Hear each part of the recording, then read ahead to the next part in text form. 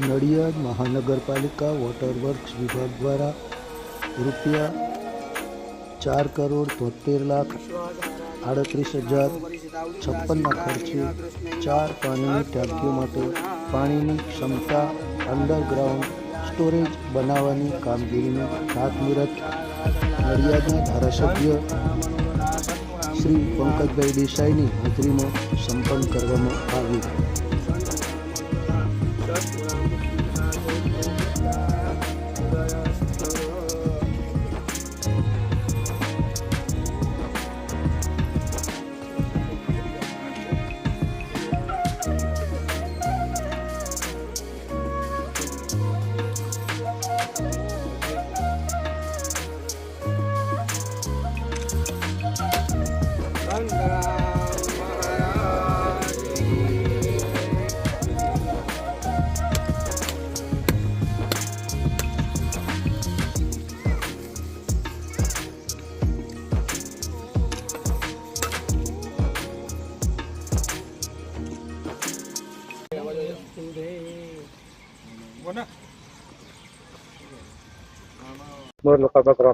આજે નડિયાદ મહાનગરપાલિકા water works department દ્વારા 4,73,38,056 રૂપિયાના ખર્ચે 4 કામો અંડરગ્રાઉન્ડ સમ્પના મંજૂર કરવામાં આવ્યા છે.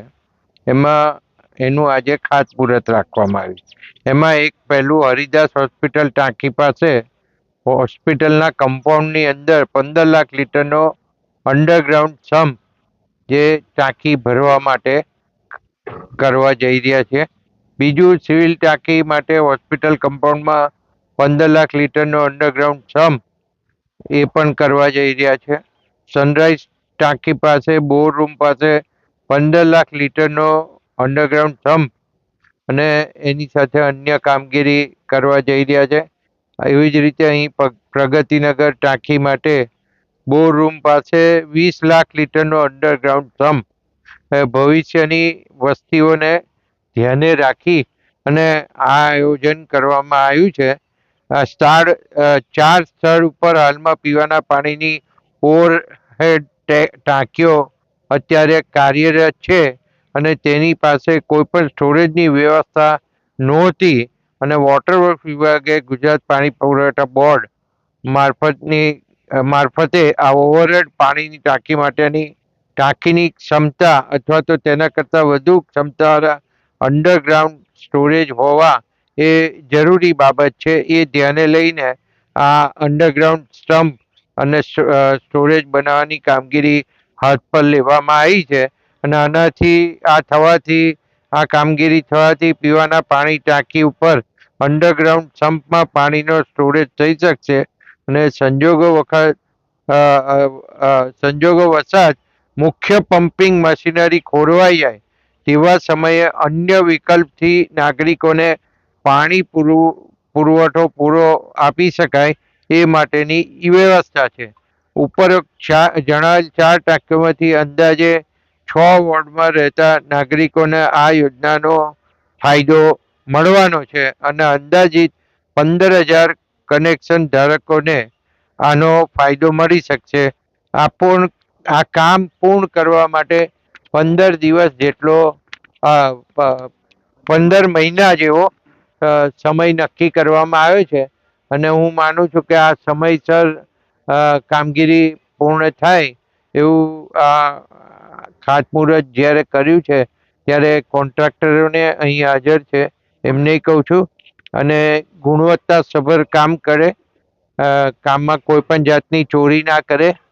અહીંયા ડેપ્યુટી કમિશનર પણ હાજર છે. સમયસર આના ટેસ્ટિંગ થાય અને ટેસ્ટિંગ કોઈ ફેલ થાય તો એની પર જે કંઈ કાર્યવાહી કરીને કામ કરાવવાના જે ગુણવત્તાસભર કામ થાય એના માટેના સંપૂર્ણ પ્રયાસો કરે એ આ તબક્કે હું એમને કહું છું.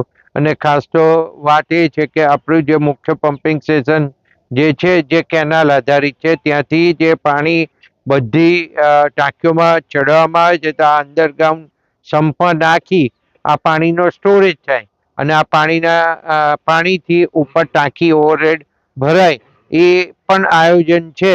એટલે આ બધું ધ્યાને રાખી વિચારી અને મને એવું લાગે છે કે આપણે એ નર્મદા એટલે કેનાલનું પાણી દિવસમાં એક વખત આપણે આ સપ્લાય પીવા માટેનું પાણીનો આપતા હોઈએ છીએ, જે પીવામાં તમે વાપરવા માટે આપણને યોગ્ય TDSનું પાણી મળી રહે છે. તો આ નડિયાદની પ્રજા માટે એક સુવિધા જે 6 વોર્ડની અંદર કવર થાય એવો અંડરગ્રાઉન્ડ સમ્પ બનાવવાની કામગીરીની આજે શરૂઆત કરવામાં આવી.